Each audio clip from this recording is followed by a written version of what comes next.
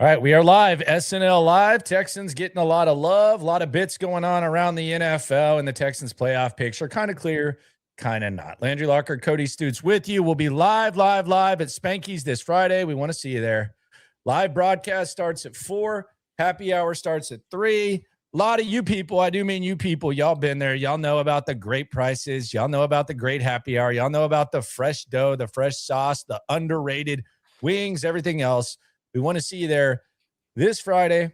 We'll be talking about a winning football team that has won not 1, not 2, not 3, not 4, but 5 games in a row. We hope to see you out there. Yeah, it's going to be a fantastic time. And I have an announcement for Friday. We are partnering with Bear, which is a local organization, on a toy drive. So bring one unwrapped toy. Well, at least one. You can bring as many as you like. We're going to give you some raffle tickets, and people are going to win some prizes if you bring toys. So do a little toy drive Friday, working with a local organization, get some toys for kids for the holidays, and helping out the underprivileged. So bring a toy, get your raffle ticket. There you go. Toy, raffle ticket, pizza, alcohol, whatever you want. We will be there. So let's jump right into this. The Texans, the playoff picture right now. Let's just pull this up because I'm starting to wonder what the ideal path looks like for the Texans. And for me, I think there's only one team that you need to focus on at this point, and that's Indianapolis. Very simply put, you win your next 2 against teams you're going to be double-digit favorites against, and Indianapolis loses their next 2, which they're going to be double-digit underdogs against. You're in the playoffs. Period, point blank, end of story. You are in the playoffs if you win your next 2 and Indy loses their next 2. The magic number is 4. It seems somewhat likely. And I think you can almost make a case that being the 7 seed could be the ideal path for the Texans. And I say that because if you look at the 7 seed right now and you look at how this is laid out, it would mean you would have to go to Denver and you would have to then go to New England. Okay? Like, is anyone scared of that? Is anyone scared of Denver and then New England? Do you mean Denver or New England? No, you would go in order. You would go New England and then Denver. The 7 would play the 2, and then if the 7 beats New England, you go to Denver. Gotcha. Okay, that's what you're saying. So that's a hell of a path. I think it's a character building path as well. I'm not even going to look at the division, but I think you can make a case that path is a lot easier. And I say that because I look at Buffalo, and I think Buffalo right now, I don't think anyone in their right mind, assuming that this holds up, is going to bet on Buffalo to not win their first playoff matchup. I don't think anyone's going to bet on Jacksonville to beat Buffalo or whatever. So I think avoiding Buffalo would be ideal. If you have to go to Buffalo for the AFC Championship game, so be it. You've already had your way with Josh Allen. But I think getting to face those 2 teams at the top is the ideal path. I also think resting up is important too when it comes to seeding. And I think this team needs rest. We've heard D'Amico talk about Woody Marks. I think rest and then that path, I think it shapes up perfectly for D'Amico Ryans and company. Okay. I mean, look, there's going to be some people that want to see the Texans get the division and be the 3 seed. And you need some help for that. So you would need some help to do that. You don't control your own destiny from that standpoint. You need the Jacksonville Jaguars to drop a game, either the Colts game or the Broncos game. They're not dropping the Colts game. I got news for everybody. Okay. I was having a discussion earlier today with somebody. I do love the idea of getting another crack at Bo Nix for this Texans defense and a full game of CJ Stroud.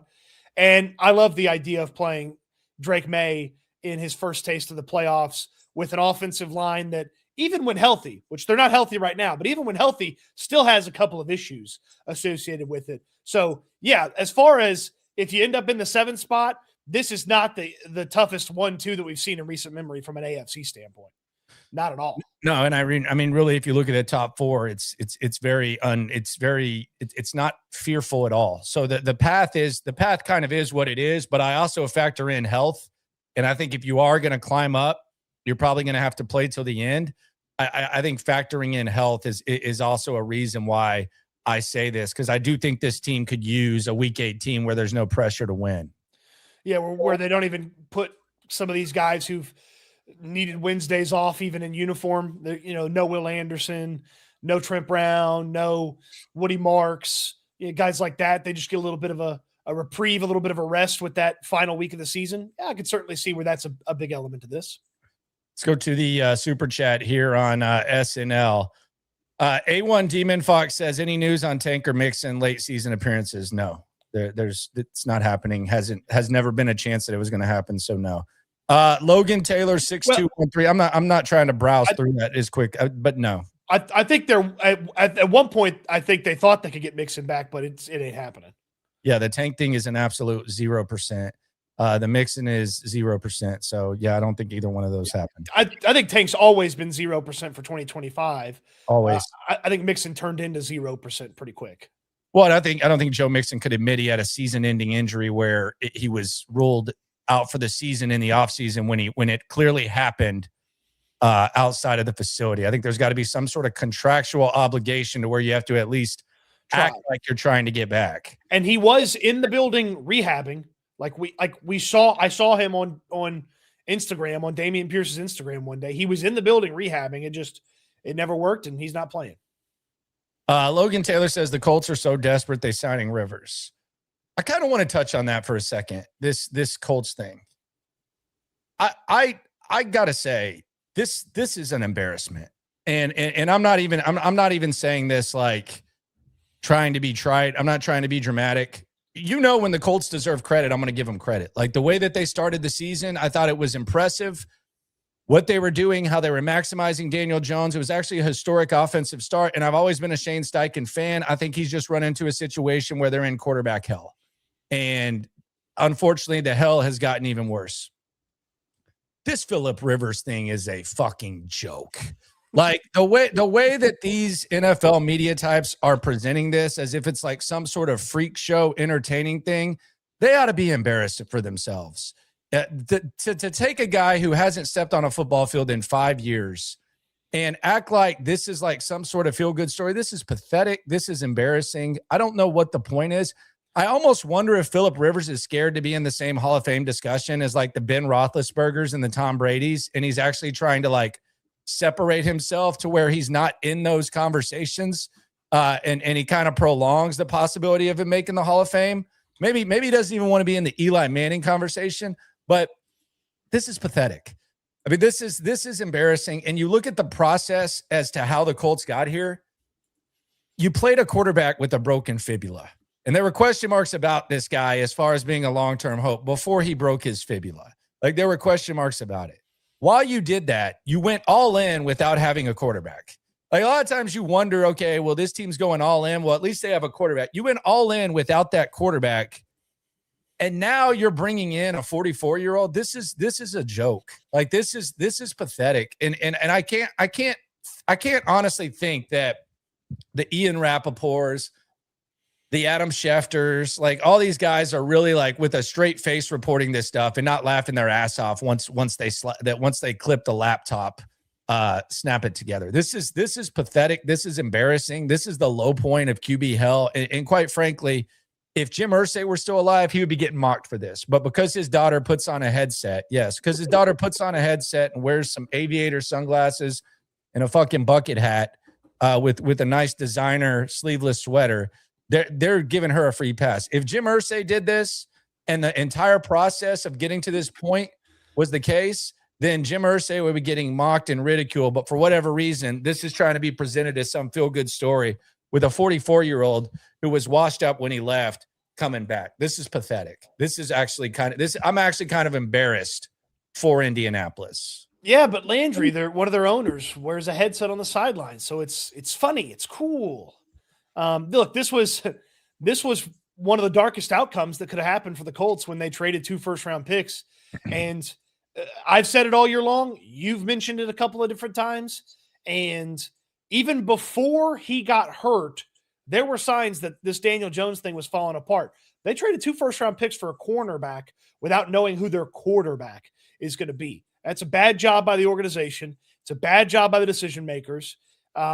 It's a bad job by Shane Steichen not fighting harder to at least keep those pathways to a real quarterback open. And they're all idiots for believing that Daniel Jones was going to be their guy prior to the injury. And then they played the guy hurt. I almost wonder if they thought he was or not, because I don't think that, I mean, I don't think the Bengals do that with Joe Burrow. I don't think the Texans do that with CJ Stroud. I don't think the Bills ask Josh Allen to do that. I don't think Lamar Jackson plays on a broken fibula. So I almost wonder if it's even worse. No, I'm adding to your point. I almost wonder if it's even worse where they didn't think he was that, and they just had him go out there and play with a broken fibula and act like that was going to work. So they gave up the picks, not even knowing if Jones was their guy or not? I really don't know. I don't know what the method to the madness was, but the QB hell is going to continue, and this is just goofy. Well, she ain't throwing this up anytime soon, unless JT breaks a big one.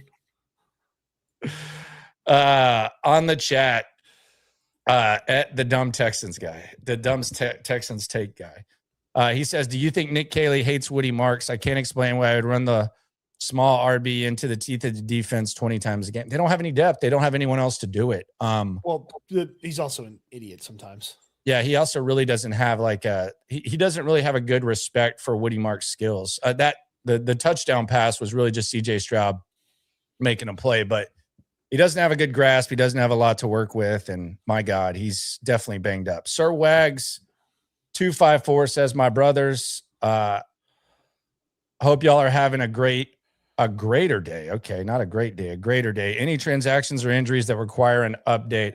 I want to play New England or Denver. Prefer New England. We'll know. We'll get an early injury report tomorrow. I got a feeling there's going to be some absences tomorrow. Yeah, probably. There's going to be some absences tomorrow. Probably about that. Yeah, and if you and they claimed a running back off waivers if you missed that yesterday. Yes, they did. So I actually liked him a lot in college. Cody Schrader is his name. Played running back at Missouri after he played at someplace like Townsend State or something. He's a stud. His final 6 games in college, he was a monster. Like, he was good throughout the course of his final season in college, but his final 6 games in college, he went for almost 1,000 rushing yards and 7 touchdowns. He had a game where he had 300 yards of offense against Tennessee.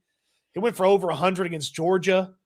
And then he went for over 100 against Ohio State too. So I think there's something there, but they'd have to put him on the field and see. Travel and food with Malik says Caley was getting better, but seems like he's such a coward. Every primetime game can't get in the calls and pisses all over himself. What a win, though. I don't think he was getting better. I never agreed with that. You weren't the only one who said it, Malik. I never saw that. I never believed that. The primetime thing was there, so I never really thought he was getting better. That's just me, though. Never believed that. Yeah, I'm not giving him any credit either. Yeah, I never thought that was going on. Did we even see Damian on Sunday Night Football? I didn't. Well, no, he didn't play. Yeah, I mean, I didn't even see him on the sidelines.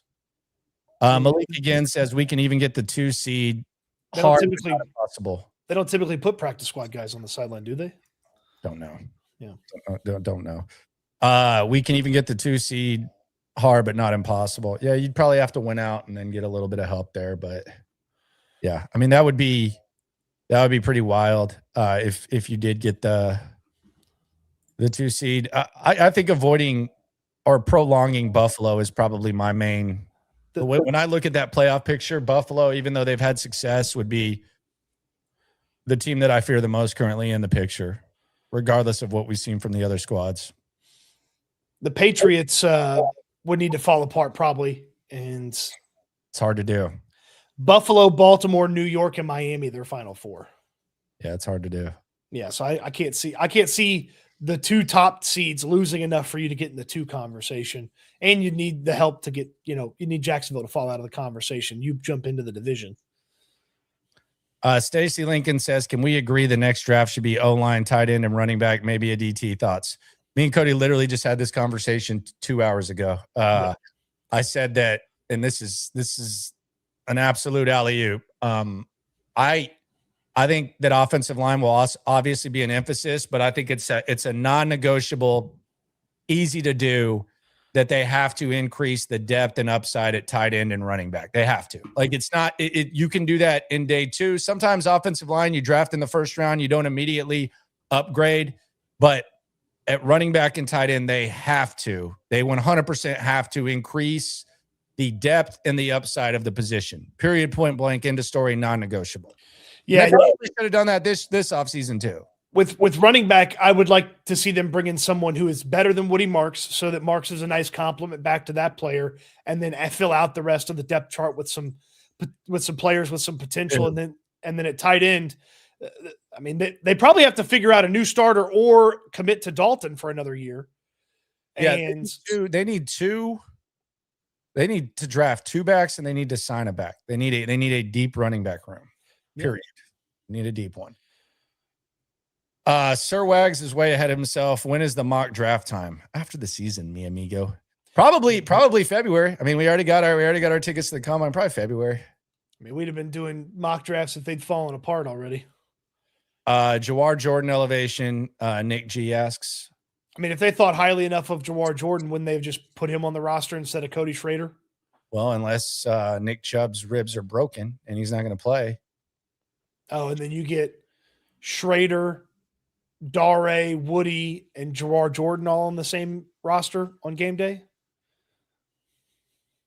Are we going to see more Dare since Chubb got hurt? I mean, I would think so. We already did, right? Yeah.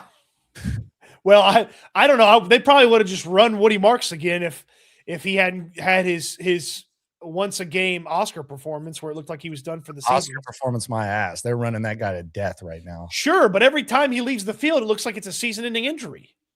Because he's a tough SOB. Yeah, no, I'm not doubting his toughness. I just think that it looks like it hurts a lot when he leaves the field, and I'm wondering, are we ever going to see him again? Let's hear D'Amico Ryans talking about Woody Marks, because I think he might kind of agree with you a little bit. Here's D'Amico Ryans talking about good old Woody Marks. Woody's done a nice job of, I say, as a running back, like when you get, the bulk of the carries, like it takes a toll on you. I think he's handled himself, very well, taking care of his body, but it's hard playing running back in this league. And Woody, he's played physical. He's fought through some nicks and bumps along the way. So I'm proud of the way that he continues to push through, even though he's battling. He's pushing through. Okay. He's battling. He's pushing through. He is. On the chat, Orbit says, Woody is tough, but is he really a workhorse? I don't think so. I agree with Seuss. I don't think so either. I've been saying that all year. He's an elite receiving running back that they don't respect the skill set. And because they kick the tires on the ghost of Nick Chubb, he's the best that they have at that position. No, I absolutely don't think he's a workhorse. I think it's a damn shame that they're having to run him into a wall. And the other thing is, it's cute when Dare does his thing, but when a guy is in the running back room for 4 years and you inevitably get thin at running back, and it's like, oh, wow, he kicked a field goal for us, and oh, wow, he came in at the 5-yard line and scored a touchdown.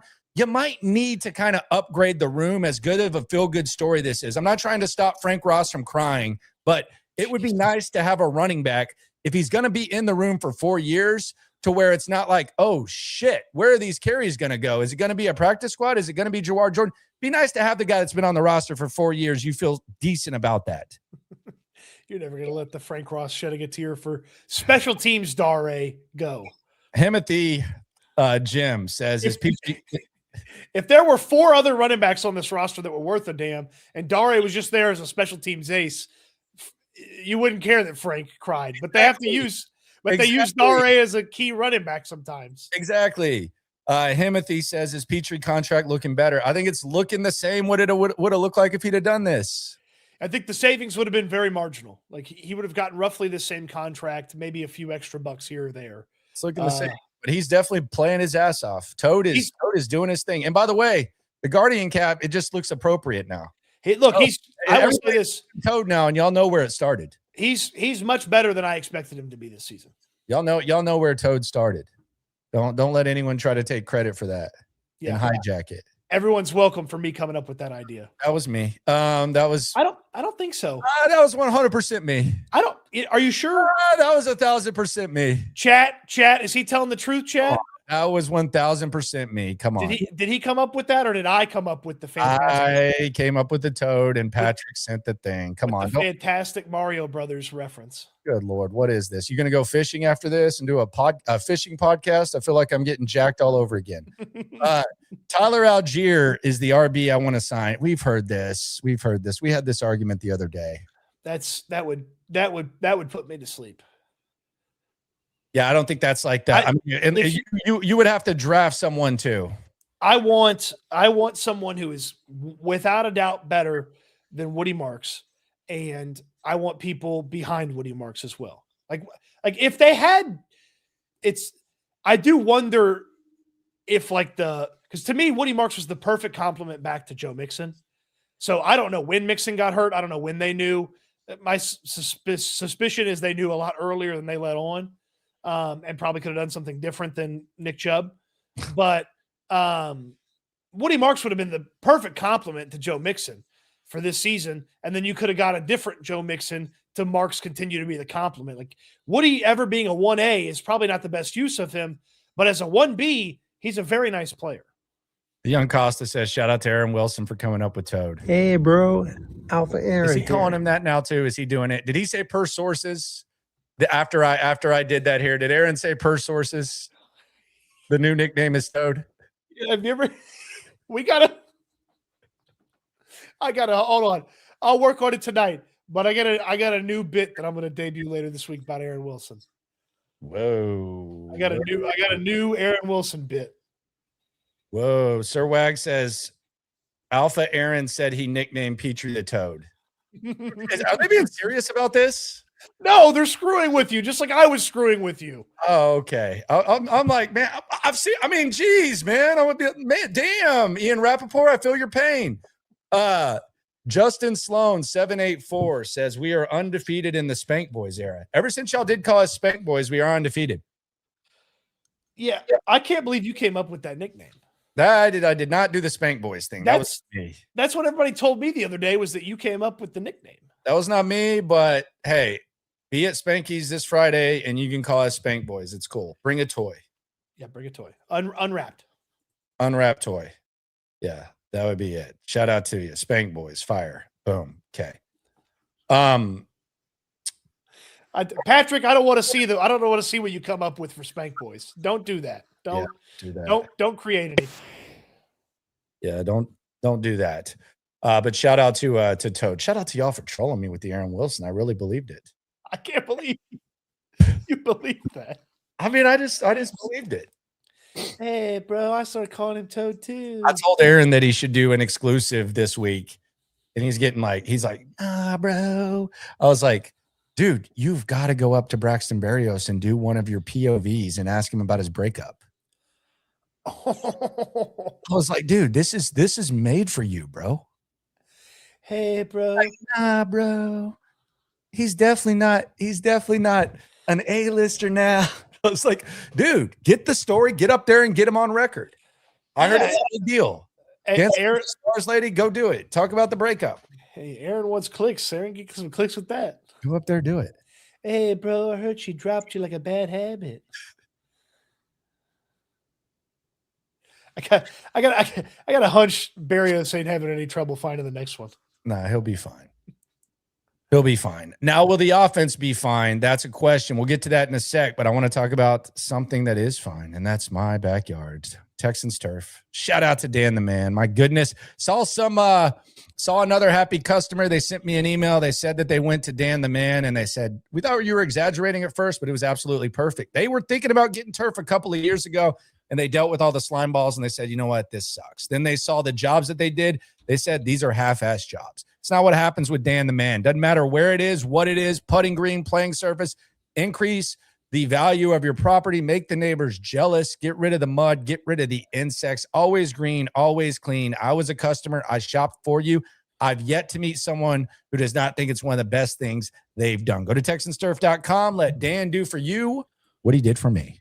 TexansTurf.com is where you can schedule that free estimate, and Dan the man will get it done just like you need it in your backyard or front yard or wherever. There you go. Yeah, I really think you should get up there with that Berrios. See what's up. Hey, bro, you got a minute? Berrios, like, let me put my clothes on, man. Will the offense get better? That is the question. I got to say, I'm very pleased with D'Amico Ryans and at least the way in which he's talking about this offense. Because D'Amico Ryans, let's be honest. Let's look at the coaching career of D'Amico Ryans. He lost the Super Bowl because the quarterback couldn't make basic throws. They lost the Super Bowl because of that. He has lost championship games because the offense, in a strange, bizarre way, but they lost both quarterbacks. But his defense has always been up to par. Last year, year two, he proactively decided to change the face of the offense, and we're seeing a lot of problems despite the fact the defense has continued to get better. Let's hear what D'Amico said about this offense. It's kind of music to your ears, but it's also a little bit concerning. Here's the head coach talking about the Texans offense, or lack thereof. Look, there are a lot of things offensively I think we have to improve upon, specifically in the half and coming out at the beginning of the second half is not good enough for us. We got to move the ball better in those situations. All right. And when it comes to the pressures, there's things to learn from. We got to operate much faster with just the timing of everything, getting the play calls in and out of the huddle, getting the line properly, making the right ID, getting guys picked up the proper way. Like, we have to operate more efficiently. We have to operate with much more urgency on the offensive side of the football. You'll continue to see those type of pressures, right, that showed up. So there's a lot of room for improvement there, and we have to see that improvement very quickly. I mean, Very quickly. Everybody was in the crosshairs on that one. Everybody. And honestly, I know he's saying it. Like, he also had himself in the crosshairs too, because he's a part of the into the first half operation with the usage of timeouts or lack thereof. But I mean, everybody got it. I mean, Nick Caley got it, the quarterback got it, the line got it. Everybody got it in that statement. So he was the can man.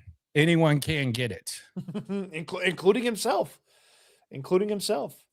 What can he do, though? Well, he can operate better at what can he specifically, D'Amico Ryans, do? I'm asking, this is like the real thing. Like, I mean, they're not going to get better players. They're dealing with what they're dealing with at running back. They're dealing with what they're dealing with at O-line. Like, what do you think he can do? Not like the we got to do better, all this. Like, what could D'Amico do? Well, he has got to be much better in the role that he plays at the end of first halves. Clearly stating to the offensive coordinator what he wants, where they want to go, what they want to achieve, using the timeouts when he needs to use them. That's specifically one thing that he is in charge of that he can do better of. And he also has to be excellent in the other game management things. When to go for it on fourth down, when to use timeouts in the second half to give themselves the best opportunity to win in close games. It's like, those are things that D'Amico Ryans can do, that he is fully in charge of, that he can do better, that can help the team overall. Is it possible, though, that it's a defensive mindset, so it's kind of hard for him to overcome that, because this is obviously a defensive team. Like, is it hard for him to have to push that? You say he needs to. I don't disagree with you, but is it possible that, well, I mean, defensive mindset just kind of handcuffs him when it comes to doing such things? I mean, you don't have to be an offensive mastermind to know that you should have called a timeout at the end of the first half when you got that big play to Nico Collins over the middle. Like, you don't have to be an offensive mastermind to know that you shouldn't have hurried up and try to run a play there. Like, you don't have to be an offensive mastermind to know that you can spike the football to stop the clock. Like, there's how many, I don't know how many high schools are in the city of Houston. I can go talk to every one of the defensive coordinators. I would think that a lot of them understand how to operate the clock and like when to call timeouts, when to use timeouts, when to trust the quarterback to just go up and spike it. Like, and that's just specifically that one. Like, the start and stop nature of their end of first halves, where sometimes they're aggressive, sometimes they're not aggressive, sometimes they're too aggressive, sometimes they're not aggressive at all, and then they try to get aggressive. Like, I understand Nick Caley has the headset and puts the play into CJ Stroud's ears, but like, D'Amico Ryans needs to set the correct tone and tell Nick Caley what he wants, and then not change his mind if he does change his mind. How much of it falls on the QB? I would think some of this falls on CJ. Certainly. I mean, specifically like what D'Amico talked about, CJ caught it in there. Get the plays in, get everybody lined up, get the snap off on time. Like, a lot of that CJ. Yeah, it feels like there's probably a lot of quarterbacks that understand the situation and don't have to be babysat into it. And maybe they can line it up and figure it out. I don't know. Just the entire operation just seems a little bit bizarre, a little bit strange. The clock management, D'Amico's clock management has gotten a lot of attention. I don't know. I really like. I've told you I'm taking my foot off the gas when it comes to the offense because I don't have much hope for it. Like for me, like to answer my question, what can D'Amico do about the offense? I agree with you that he's going to have to continue to coach defense really good. That would be one. Like continue to coach defense really, really, really, really, really good to where they can overcome it, and try not to screw up too bad clock management, and then just hope that CJ Stroud, despite whatever the limitations you may think are, is able to make heroic plays like he was on third down the other day. That's it. So that's my hope. I'm not going to sit here and I'm not going to try to force Nick Caley to be a honor student or even a B student at this point. At this point, I just want him to I just want him to show up. And that's really it. I don't expect much when he does. He can go asleep. He can actually, Nick Caley is like the student that as long as he's in the back, even if he's asleep, whatever, I don't care. I'm not going to wake you up. Like you're just here, man. I'm just glad you got out of the house. Like I'll focus on my honor students sitting here in the front row, the defense, and we'll hope that they can raise the grade. But Nick Caley, you're just in the back sleeping at this point. I'm done. I'm done trying to wake Nick Caley up and hope that he can be worth the shit and maybe get like a 75 or something on the test. At this point, luckily passing's and we can figure it out. But I'm not going to sit here and act like that's realistic. I'm done with it. Landry's that teacher that gave up on the kid. Just get here. Just get here. That's it. He's the coach that quit yelling. When they quit yelling, they stopped caring. That's where it is, man. Like that's where it is, and that's where I'm at with Nick Caley, and that's where I've arrived. And maybe CJ, maybe Nico, maybe they can bail him out, and this great defense can carry him. But at this point, I'm done. I'm done nudging Nick Caley. Go to sleep. Do what you got to do. Do you need lunch money? Here you go. I'll give you a few bucks. How much are lunches now? Used to be $185 back in my day. How much lunches? I don't know. Here's $5. Go get you a lunch, man. Go get you one. See you when the bell rings. I'm done with it. No, I understand it. I mean, they don't want to be great, man. They don't want to be great. Well, hold on. What are they supposed to do? Fire Nick Caley in the middle of the season? No, D'Amico's handling it the time way. I just don't know what he can do. This wasn't D'Amico's hire. This was Nick Caserio's hire. Sure. But I think those are like they don't want to be great if they keep him after this season. No, they don't. I mean, like there's people there that are just happy that they're winning. Yeah, I mean, hey, we won. Are you going to ask him? Well, I'm asking him because the same reason D'Amico's asking him. I mean, but this is like if I asked you this, I will say put a pin on December 8th because on December 8th there was a very pointed criticism of the offense, and the head coach finished it with, "We need to see that improvement very quickly." So yeah, that's a pin to put in if this thing falls apart at the end because of the offense, and we head in the offseason and we're wondering should they or will they. Yeah, and I also don't have I'm not as hard on D'Amico's clock management as a lot of people are. I don't know why. I think I just kind of think that the quarterback and the OC have something to do with it. Like, I don't think D'Amico Ryans is telling sleeping Nick to run plays to the sidelines after 41 seconds. Like when Nick Caley says that, like that's the end. That's the end for me. Like you have 2 timeouts, you kill 41 seconds, and then you're running plays to the sidelines when the whole field is open to you. Like that's kind of the end for me. Like D'Amico's not telling him to do that. So maybe you just need some sort of brilliant person to kind of counter whatever flaws D'Amico has. They don't have that in sleeping Nick. So that's just kind of where we're at. And that's where I'm going to be. I'm not going to waste any energy on hoping this guy figures it out. Yeah, I'm still going to kick the desk every now and then. Kick the desk. And you can still overcome it, man. Like it can be overcome. This defense is so good, and there's some talent that can overcome it to where you can do it. But if you're expecting this to function like a big boy operation, it's just not. I'm not hoping that. I mean, there's a very good chance that they carry one of, if not the worst offenses of all the playoff teams into the playoffs. Who's worse? I think Denver's pretty freaking bad sometimes. They're smart though. They're just not. They just have limitations, but they're smart. Like what did they do against the Texans? They just threw 35 deep balls and they relied on their defense, and they just hoped that they could catch 2, and they caught 2 and they won. Like, have you seen Sean Payton at the end of halves? Pittsburgh's pretty bad too. Yeah, they suck. Now maybe they're starting to throw to Metcalf now a little bit, but yeah, they suck too. He got hurt. When did he got hurt at the end of the half? Yeah, I think I heard at the end of the game. Okay, so the end of the second half. Yeah, how hurt is he? I heard enough that I saw it show up in a conversation earlier today when people were talking about fantasy football. Oh, the young Costa says, when are we getting Spank Boys merch? The answer would be never. I don't want anybody to make logo suggestions for Spank Boys. No. I don't want anybody to make pictures. None of it. It's not happening.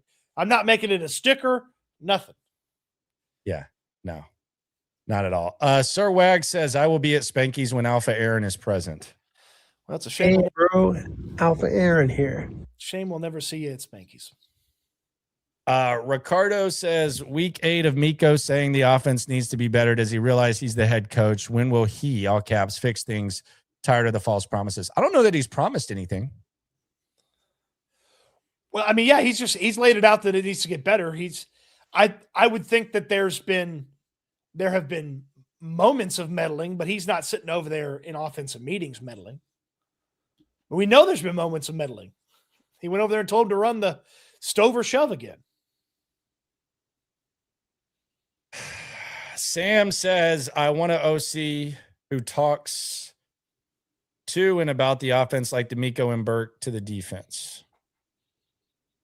Well, I mean, if you found an OC that was as good at coaching offense as D'Amico Ryans is coaching defense, you're undefeated. You're undefeated. You're probably undefeated and you're resting up. Like, if this offense were as coached as well as the defense is, yeah, there is probably unbalanced resources. I think if we really took a close look at it, but like if they were even just as well coached, I mean, you're the 1 seed. You're in good shape. Like, no one can take anything away from the way that D'Amico Ryans coaches the defense. Like, I don't think there's no one that can shape their lips to do that. Correct. Yeah. I mean, if you had a guy that was half as good at coaching offense as D'Amico is coaching defense, you'd be clearly the division leader. Iz asks, did Frank Ross really cry over Dare? I need that video. LOL. Yeah, that happened. He was happy that he was made a captain. Yeah, that it wasn't like it was like choked up, like tears rolled out, but it wasn't like weeping. It wasn't like open weeping. Don't mischaracterize it. You know what it was. Team player 00 says, do you think that the Texans should bring in more running back depth for a playoff push? It was pretty scary seeing Woody go down with Chubb out. Yeah, we've known this. Like, this is like this. We've known this. This has been known. But he's talking about specifically going forward right now. I know, but this should have been something that they've been trying to do. You had Dameon Pierce unplayable, just meddling around from August till now. Like, yeah, we've said this. Like, the second that Mixon was out, this was one of the biggest things. Like, going into the draft, like this is at this point, I don't even know who's available. I think Gus Edwards is available. And what's he doing? He's probably sitting on his couch getting fat like me. What's Jamal Williams doing? He's probably at an anime convention. Yeah, he's probably at Comic-Con or something like that. Keep going with current NFL running back free agents. All I know Deontay. Pour one out for Derek, but I don't know that Deontay's in shape. Call him. Don't you have his number? Yeah. See what he's doing. I don't know. See. Well, I mean, B.O.B. hated Deontay. I'm sure that old Kaylee does too. Now, I don't know how updated this list is. I'm just looking at a list of names. We mentioned Jamal Williams. We mentioned Gus Edwards. Zach Moss. I don't believe Zach Moss is on a team. Yeah, he got hurt though. Oh, is he like hurt? He's like done hurt? I think he got hurt last year, and that's why the Bengals, after bringing him in instead of Mixon, did that. I don't know that he's ready to go. Gus Edwards, Zach Moss, Jamal. What about Zeke Elliott? Well, he's from Ohio. He's from Ohio. They might love him, man. Cordero Patterson. Oh God. He might get more snaps than Nico if you let Nick Caley get his hands on him. JJ Taylor. I'm surprised they haven't done that yet. Mike Boone. Wasn't Mike Boone here for a cup of coffee a couple years ago? Yes. Yeah, 2023. Mm-hmm. Yeah. Mike Boone, he's been in the NFL. That's about it, man. I mean, there's some other guys that I don't think many people have heard of. Yeah, we'll see what Schrader's got, man. See what he's I got. like him. He was really good his final year at Mizzou in the SEC. And some of them were the, slappy SEC teams, but some of them were good SEC teams, and he went out there and had good games against them. He was their dog. He was their all-purpose guy. He was good. Really good player. Can catch the ball too. Will Roy Boy says, I don't think we have good enough RBs to play impossible, tough, snowy games. Pats, Broncos, Buffalo. A snowy pass game looks impossible. That's a good point. I mean, that is a good point when you bring up these potential matchups. I will say Denver's a little thin at RB too. They got Harvey now kind of carrying the load, but yeah, I mean, it's hard to imagine them being able to run the ball 35, 40 times effectively. And the other thing is, like, for as much as we talk about these teams, and look, I'm not sitting here saying Denver's good. I think they're smart. I think that they're handcuffed, but I think that their offense operates smart. But their coaches are really, really good, and their operations are really, really good. Not just where those coaches oversee things. I mean, Sean Payton's like we talk about D'Amico being unbalanced. Sean Payton's an offensive-minded coach, and his defense is right up there with the Texans, one of the best defenses in the game. Mike Vrabel's a defensive coach, and Drake May is playing MVP discussion like football. So they hired excellent assistant coaches.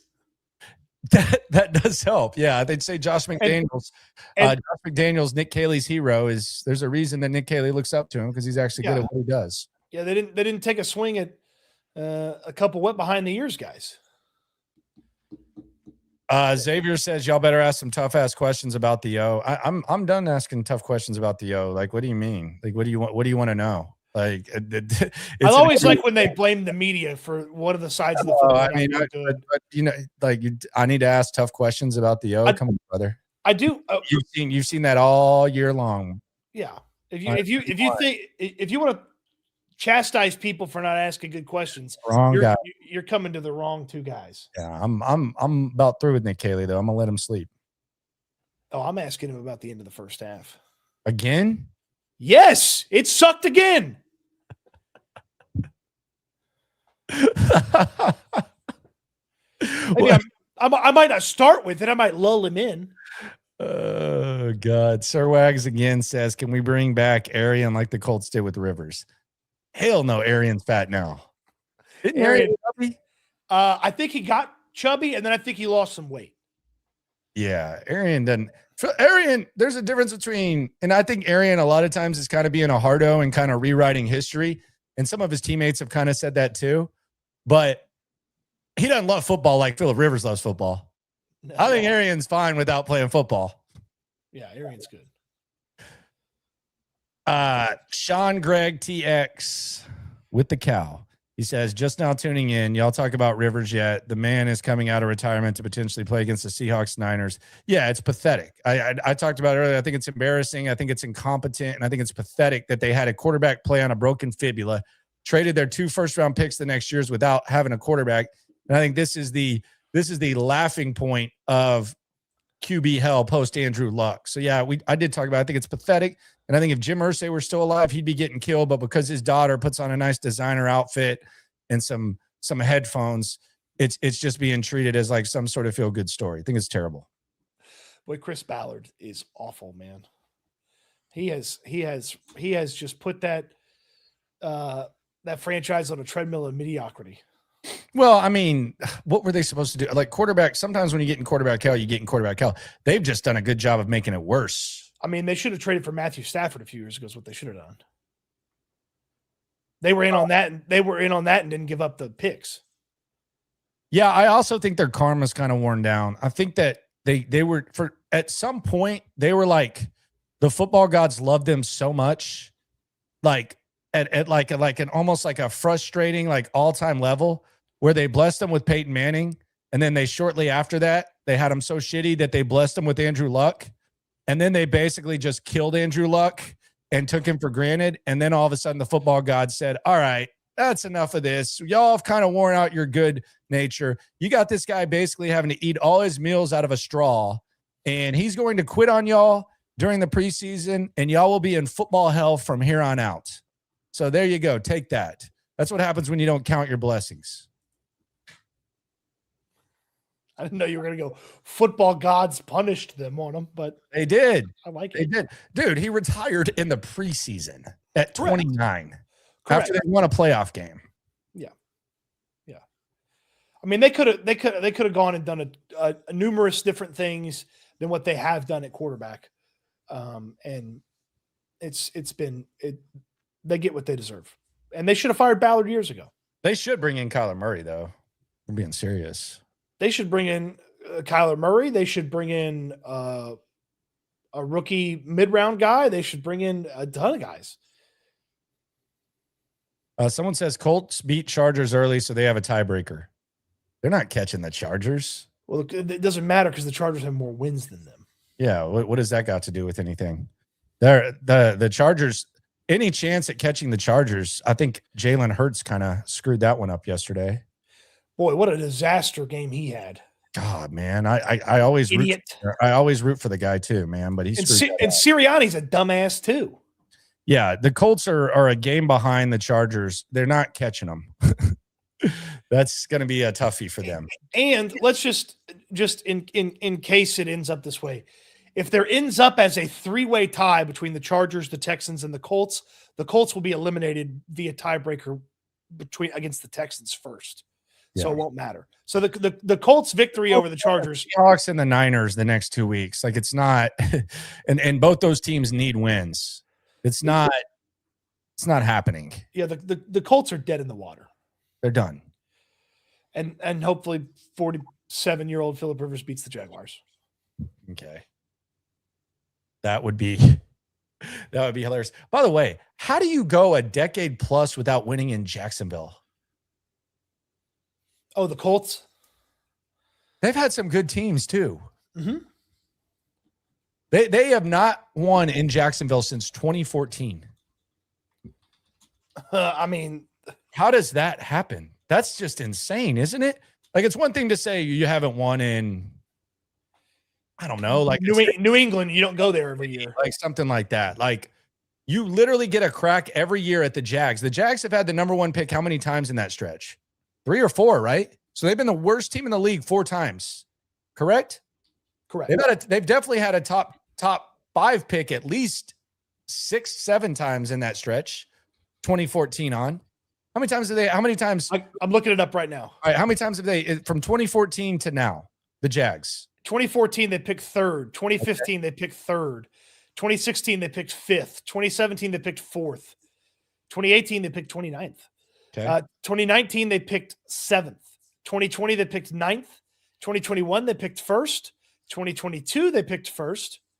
2023 they picked 27th, but they traded back. Okay. 2024 they picked 23rd. And then 2025, they picked second, but they traded up. Okay, so 6 times they've been one of the 5 worst teams in the league. 3 of those times the worst, and 8 times they've been one of the 10 worst teams in the league. And you haven't won there since 2014. That's crazy. Well, I mean, yeah, Chris Ballard's friends with all these people in NFL media, so he gets to keep his job. That's crazy. Yeah, they'd be a totally different organization if they moved on from him a couple years ago. Yeah, that's wild. On the chat, Dre says, "How legit is a Super Bowl run?" Crazier things have happened. I mean, who do you fear? I think Buffalo would be the team that I would point to. If you have to go to Buffalo. Yeah, if you have to go to Buffalo. But even then, you've kind of had Josh Allen's numbers, so there is that. If they got to come to NRG Stadium. The other problem is, I think someone brought it up, a good example in the chat. The cold weather and the style of play in which you have to play in those situations. I think the defense can keep you in it, but that's why it would be pretty fun to end up as the 5 or 6 and have the Bills below you, because then the Bills could go do some work for you, knock off some good teams, and then they got to come play you at NRG. Yeah, you look at the 4 teams that would host home games right now: New England, Denver, Pittsburgh, Jacksonville. You don't fear any of those. And then the only place that you fear is Buffalo. And really I think the teams below, like, I don't want Baltimore to win the division. No, you don't want what they look like. I would not want to go to Baltimore. I'd rather go to Pittsburgh. Yeah, you don't want Lamar to turn in I'm as good once as I ever was performance. By the way, why did you quit wearing pajama pants in public? You used to pull the Pittsburgh pajama pants in public. Why'd you quit that?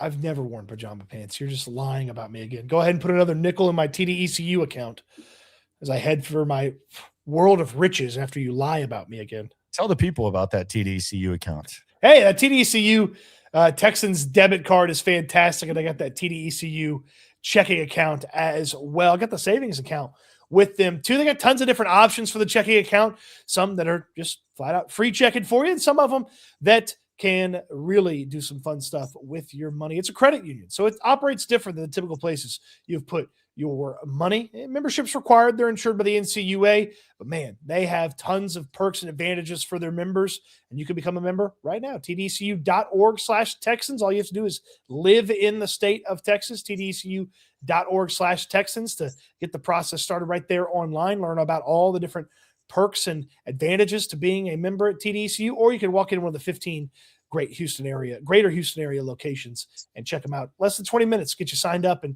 have you walking out with that brand new, awesome looking Houston Texans debit card. There you go. Shout out to the greatness that is TDECU. Again, if y'all haven't heard, we're going to be at Spanky's this Friday. We hope to see you there. By the way, I'm going wings and pizza. I'm going back to my roots, wings and pizza. Okay. I'm going to go with the half and half pizza. Also known as WAP. WAP, wings and pizza. We're going with that WAP. Everybody loves WAP. What does everybody want? WAP. What does everybody need? WAP. What am I eating on Friday? WAP. Wings and pizza. It's the Kids Bop version of the song. There's some wings in this house. There's some wings in this house. Wings and pizza. WAP, WAP, WAP, WAP, WAP. What team, if I asked you to compare this team, this might be difficult. But in the spirit of Spanky's, since they let you mix sauces and even pizzas and go half and half, I will let you mix teams together. So you don't have to just pick one. But I'm going to ask you, what Texans team does this one remind you of? How does it not feel a lot like 2011 to most people? Defense is playing really well, and you just hope the offense doesn't F it up. And then there's a little hiccup on special teams every now and then. It feels very 2011 to me. Like post-Schaub injury. Post-Schaub injury. Correct. Okay. So you're not talking about the way that the offense was humming in 2011. You're talking after the injury. I'm talking about when TJ Yates was the quarterback. Yikes. Like, hey, go in there. Don't F it up. The defense can take care of you. I think it's a combination of 19 and 18 with a maybe 2011 defense. I think it's like a 2011 defense with a 1918 offense. So I'm going three toppings here.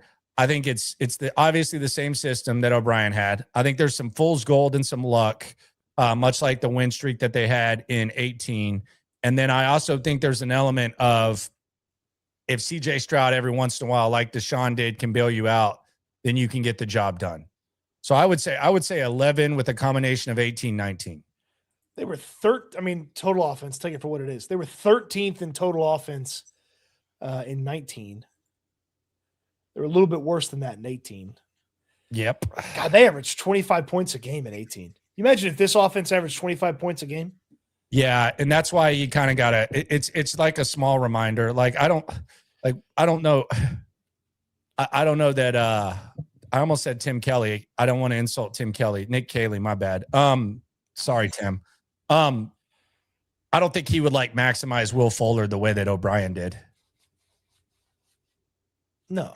Yeah, no chance. He'd probably play, I don't know, Joe Jurevicius or something over him. I don't remember some of the depth veterans from those years. Joe Jurevicius. I know he wasn't on the team. You bring in somebody that's not good, play over the guy. First time Jurevicius played. Remember when he punched the ball to himself on Monday Night Football and caught it? That was sick. It's just the first veteran that would be in the way of a young guy name that came to me. Yeah, he hadn't played football in a while. Yeah, but I think you're just thinking about all the white guys. Race car! Just name the first white receiver you can. It's okay. Tell the people before we get out of here. Pac-Man Stoots kind of dressed up. What do you got? What do you got going on there, Pac? I have to go appear to contest a traffic ticket. Yes. There you go. At 5:30, I'm due. Do you feel like you're going to be able to get out of this? I feel like if the officer doesn't show up, then I'll be okay. And if the officer does show up, what am I going to say? He saw me do it. Didn't you get kind of a hint that he might not? My hope is that he does not show up since it's later in the day, and that's typically not when he works, according to him. But he could also, be a do it by the book type of guy and show up. Are you going to walk out like Tupac if you get it done? You should wear like a Red Wings jersey to the court. You should wear like a how far away is it from you right now? Not real far. What if you're late? I'm not going to be late. 5:30, it's almost 5. Yeah, I'm leaving in like 2 minutes if you don't stop talking. Okay. I mean, do what you got to do, man. Well, yeah, I'm not going to be late and just Not.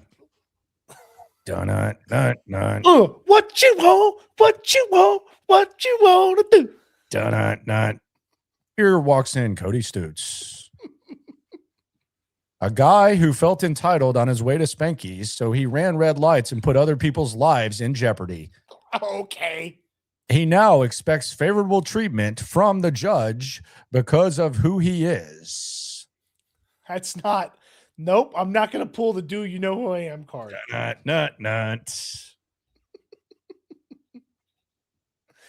Yeah, JB, he doesn't know the people's court. I don't know what he was doing. I think he's kind of mixing up the. I know what you're doing. I know people's court, and I was trying to do cops. He's mixing it. Yeah, he's doing cops. It's the people's court. Cody's walking in looking slimy. Let's see that ticket. What's it look like? It's way over there. But it's a long ticket. It's got like all the info and all this other stuff on it. I don't know why they make them so long. Longer than any CVS receipt I've ever seen. All right, we'll knock them out. We'll see y'all at Spanky's on Friday. We'll see you tomorrow, probably 6 o'clock. Practice starts a little bit later. So we'll hear from tomorrow. So we're going to get Kaylee tomorrow, right? No. We in here talking about practice. Oh, yeah, Thursday. Yeah, he's going to be at his normal time Thursday. So we'll get D'Amico and CJ tomorrow. Correct. And we'll see how it goes. Both these guys, they know what the deal is. On the soup real quick, at Dre, he says the only team I fear is the NFC. NFC is definitely strong. Mike Roberts says, Cody, can you list the top 50 OC candidates? He's got you. He's already started the list. He didn't want me to tell you, but he's already started the list. Yeah, I didn't want you to say, and you've said it about 15 times already. At Stacy Lincoln, tell it to the judge. At Stacy Lincoln X3D says, Your Honor, I fear Kaylee. That's my fear. Well, there's a great chance that the toughest opponent the Houston Texans will face down the stretch is the Houston Texans. There you go. Be sure to subscribe. Be sure to like. Be sure to ride along. Be sure to join us at Spanky's this Friday, Sharpstown in Bel Air. And always remember, when it comes to this Texan stuff, whether you're a law-abiding citizen like your boy or someone who breaks the law and expects favors like Cody, when it comes to this Texan stuff, we're all in it together. I don't even want to talk about your rap sheet. Eat good, sleep good, be good. We'll talk Texans again soon. Thanks for watching, everybody.